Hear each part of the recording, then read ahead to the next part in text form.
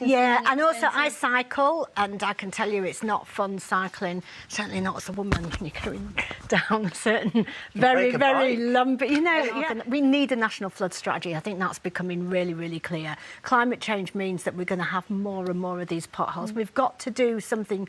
I think we've got to take kind of quite a long-term view on it and have a proper strategy. And can I just say, but that can't include pinching, I'm looking straight, can't include pinching our money for rail services in the north to fix London's potholes, because that just isn't fair. Well, that's interesting. Britain. I take the point that Peg makes about local authorities being stripped of funding due to austerity. The government had to make some very difficult positions after Labour spent all the money before 2010. Did they, though? There is yes, rumours. they did. Yes, there is rumours there was a mistake in the spreadsheet. They left a note saying there's no money left. Well, we could argue that one. But the point is, it's a good... That little graphic that came out that I can't believe anyone actually approved. For HS2? And it said 235 million to improve roads in London. It said a Network North project rerouted HS2 funding. We still don't have a decent train, I'm going to say it, a decent train line between Leeds and Manchester, two of the biggest cities in the country. We don't even have one. So you think there's a been rerouted. I think there is an element of it. Let's now speak to...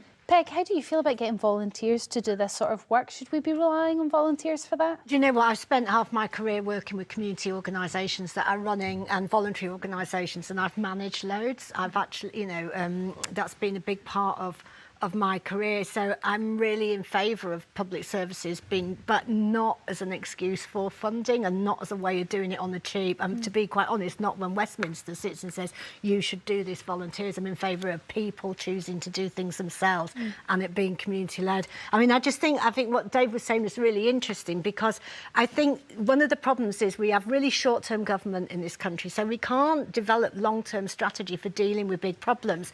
And this road stuff is going to get worse because it's one of the aspects of climate change. And we've got to start properly thinking about how we plan, what our country's like, what our infrastructure is like, and really thinking about what the impacts of climate change are going to be on that.